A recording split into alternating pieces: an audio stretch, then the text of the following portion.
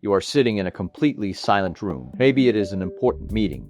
Maybe it is a classroom. Maybe everyone has just gone quiet during a serious moment, and then your stomach makes a noise loud enough to suggest that a small animal is trapped inside you. Everyone hears it. You pretend you did not. Your stomach disagrees. Curb. We usually call this a hunger growl. But your stomach is not actually yelling, "Feed me." It is doing something much stranger. Because that embarrassing noise may not even be coming from your stomach, and it can happen when you are not hungry at all. So what is moving around inside you? Why does it become so loud when you have not eaten? And should you ever be worried when your belly begins speaking without permission? Your digestive system is almost never completely still.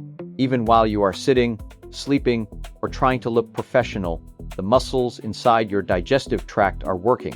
Your stomach and intestines have layers of muscle in their walls. Those muscles squeeze and relax in coordinated waves. This movement is called peristalsis. It helps push food, liquid, gas, and digestive juices through your body. Imagine squeezing toothpaste through a tube. Now imagine that the tube is alive, several meters long, and occasionally performs a solo during an important meeting. Most of these movements are too quiet for you to notice, but sometimes the moving contents create vibrations that travel through your abdomen. That is when you hear a growl, rumble, bubble, or gurgle. So the sound is not your stomach complaining, it is the sound of movement. We call it a stomach growl, but that name is misleading. The noise can come from your stomach. It can also come from your small intestine or other parts of your digestive tract. The medical name for these rumbling sounds is borborygmi. Yes, doctors gave your belly noises a name that sounds like another belly noise. Borborygmi are created when contractions move gas and fluid through the digestive system. Gas is especially important because it can make the movement much easier to hear. Your digestive tract normally contains some gas. Some of it comes from air that you swallow while eating, drinking, chewing gum, or talking. More gas is produced as bacteria break down food farther along your intestines. At liquid and muscular squeezing, and your abdomen becomes a complicated set of moving pipes. The result is less like a roaring monster and more like plumbing. Admittedly, that is not much more comforting. If your digestive system moves all day, well, why does it seem loudest when you are hungry? One reason is simple. After you eat, your stomach and intestines contain food. That food changes how gas and liquid move, and it can help muffle some of the sound. A fuller digestive tract is a little like a room filled with furniture. Sound still exists, but it does not bounce around as freely. When your stomach and upper intestine are relatively empty, there is less material to soften the noise. Gas and liquid can move through more open space. The contractions may then sound louder and more dramatic, but that is only part of the answer. An empty digestive system also changes the type of movement happening inside you. After a meal, the digestive tract focus is on mixing and processing food. Between meals, it eventually switches to a different program, and this program has an excellent nickname.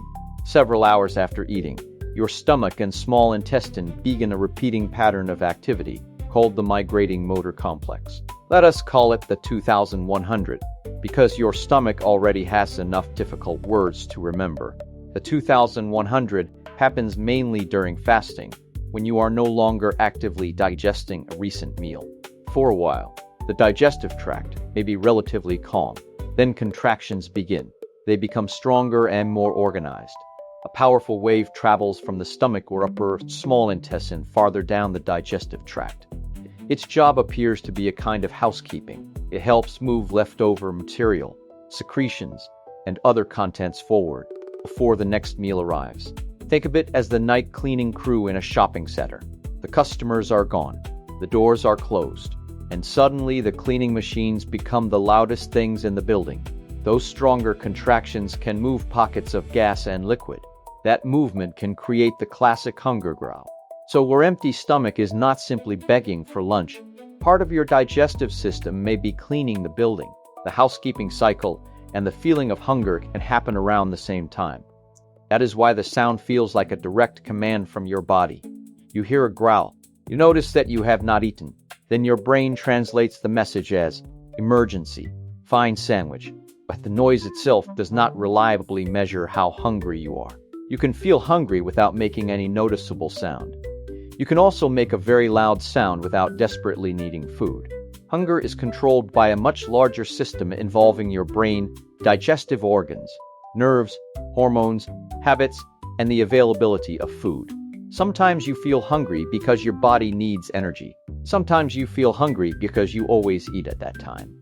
Sometimes you smell pizza. The pizza system is extremely powerful. The growling and the hunger are related, but one does not perfectly measure the other. Your abdomen does not contain a scientifically calibrated hunger alarm.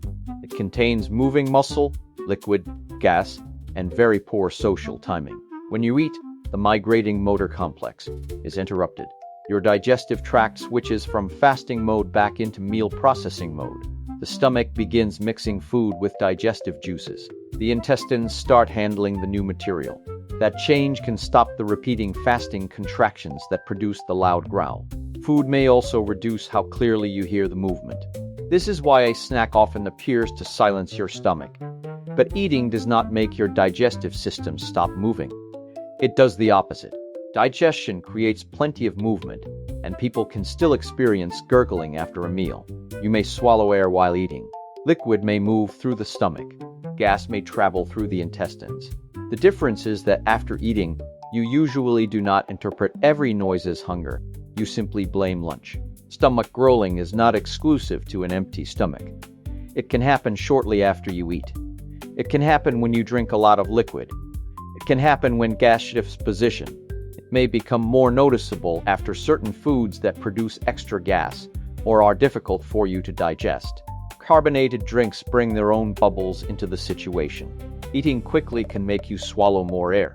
Food intolerances can also cause increased gas, rumbling, bloating, cramps, or diarrhea in some people. Stress may make you more aware of digestive sensations and can affect how your gut behaves. And sometimes your abdomen is simply making ordinary digestive sounds that you only notice because the room has become suspiciously quiet. Your stomach does not know that someone has just begun a wedding speech. It has no calendar. It respects no ceremony. Unfortunately, yes, a strong rumble can be loud enough for someone nearby to hear, but it often sounds much louder to you than it does to everyone else. The sound is happening inside your body. You can feel the vibration as well as hear it, and once you become embarrassed, your attention locks onto it. A tiny bubble suddenly feels like a public announcement. The people around you may hear one short growl and forget immediately.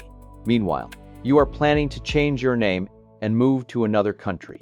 Body position can also change the way gas and liquid move. That is why the sounds may change when you sit, lie down, bend forward, or stand up. There is no guarantee posture that keeps your stomach silent. Her digestive tract was not designed for stealth. Ordinary rumbling by itself is usually a normal part of digestion. A noisy abdomen does not automatically mean that something is wrong, but the sound matters more when it appears with other symptoms. Persistent or severe abdominal pain should not be ignored.